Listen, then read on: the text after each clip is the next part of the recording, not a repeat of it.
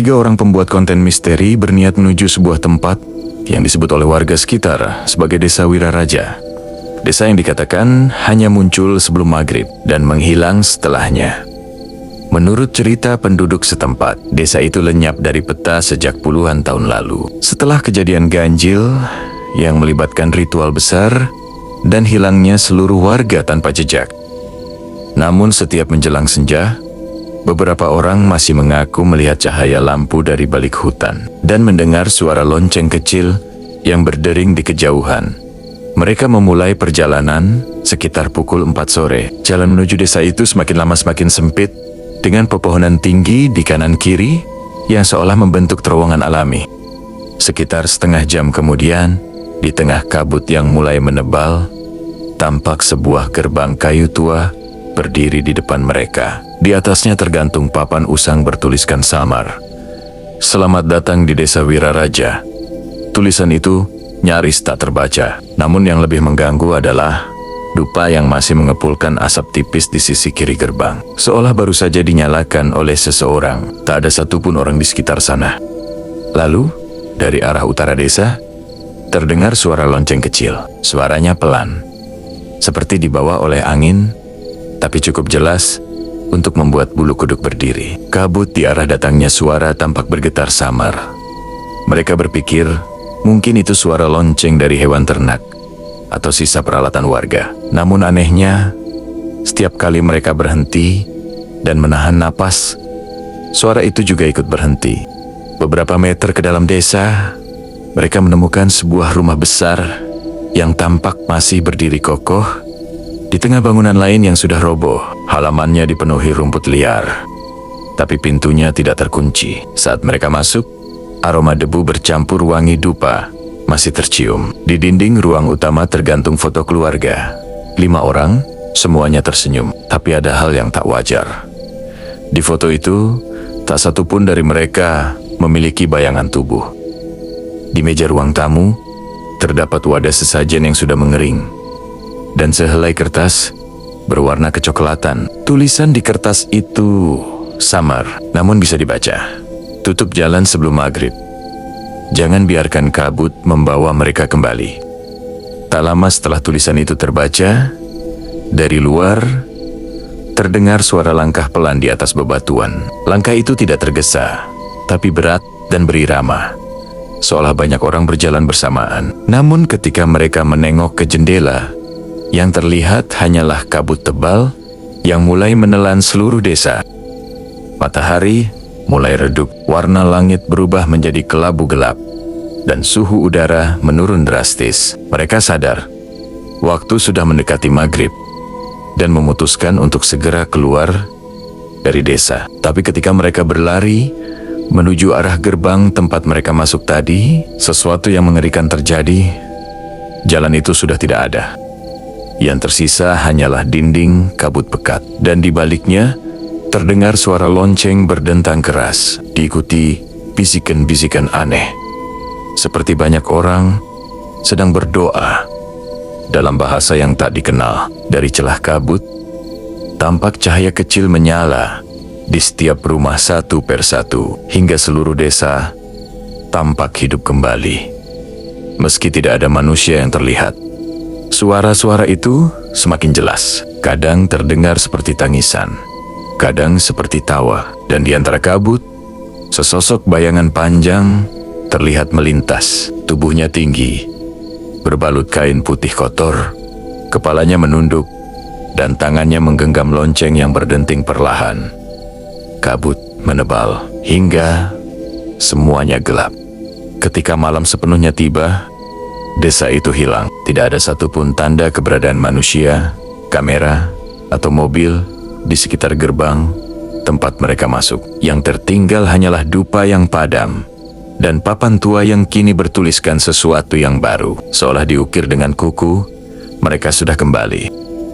3 orang yang sebelumnya datang untuk membuat dokumenter, kini terjebak di dalam dimensi yang tak seharusnya mereka masuki.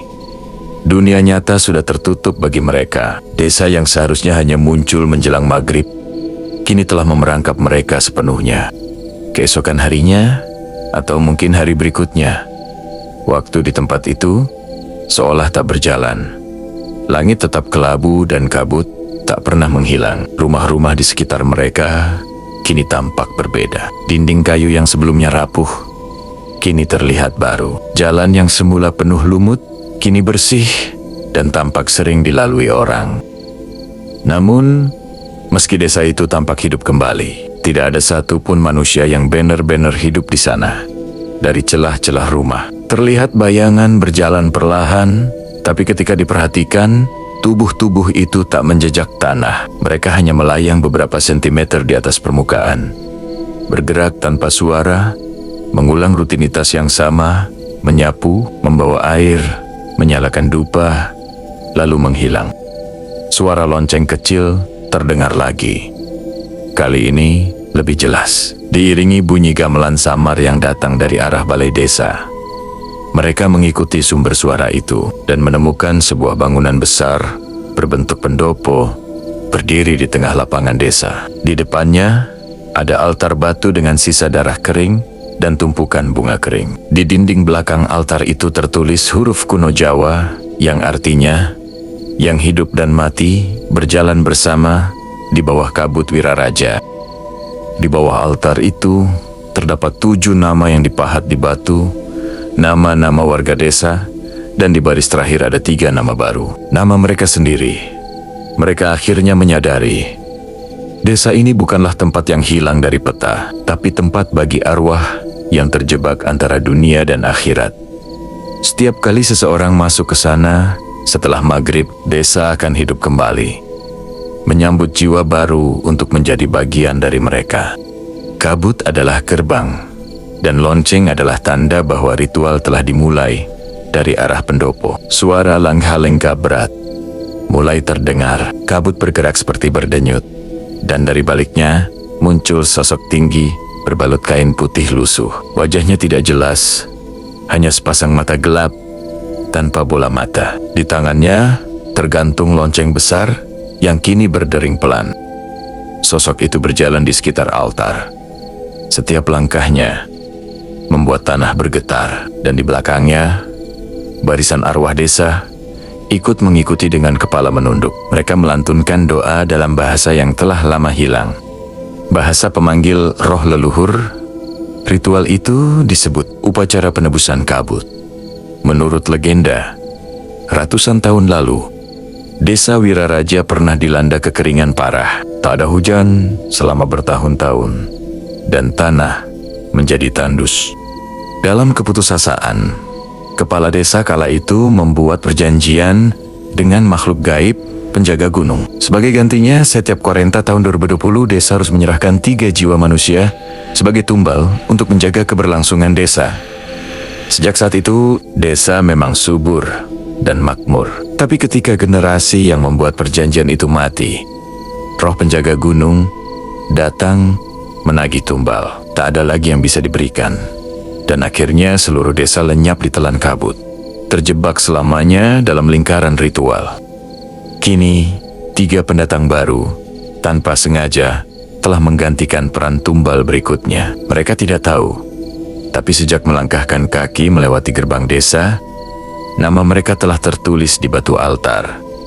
Setiap malam, roh-roh warga lama memanggil mereka untuk menyelesaikan upacara, agar kabut tak menyebar ke dunia luar. Karena jika ritual tidak selesai, desa akan keluar dari balik kabut, mencari jiwa-jiwa baru untuk menggantikan yang gagal dikorbankan. Pada malam keempat, kabut di sekitar mereka berubah menjadi pekat seperti asap. Suara gamelan berhenti, digantikan gemuruh seperti ribuan bisikan yang datang dari segala arah. Bayangan-bayangan mulai muncul dari tanah, menjerit dengan wajah hancur. Suara lonceng besar berdentang keras 3 kali, dan semuanya hening.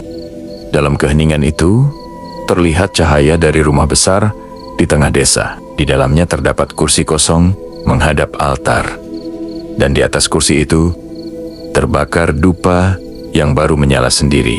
Asapnya membentuk bayangan 3 orang yang berdiri tanpa kepala. Dan perlahan, dari balik jendela rumah itu, terlihat seseorang, sosok perempuan tua berambut panjang, Wajahnya pucat, dengan mata hitam pekat, duduk sambil tersenyum. Ia adalah penjaga kabut, pemimpin ritual yang dahulu memulai perjanjian. Tangannya menunjuk ke arah kamera mereka, lalu semuanya menjadi gelap.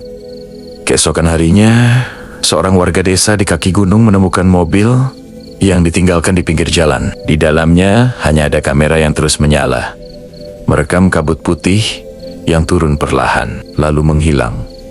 Di layar kamera, terdengar suara samar seseorang berbisik pelan. Desa Wiraraja belum selesai menebus dosanya. Beberapa bulan kemudian, tim pencari menemukan gerbang tua bertuliskan nama desa itu. Namun anehnya, papan tulisannya kini berubah menjadi satu kalimat baru. Kami akan kembali setiap maghrib, dan cerita pun berakhir. Tidak semua yang hilang berarti lenyap. Kadang, mereka hanya menunggu giliran berikutnya. Jika kamu suka cerita ini, tekan like dan subscribe. Dan tuliskan di kolom komentar. Desa mana yang kamu yakin menyimpan rahasia seperti Wiraraja?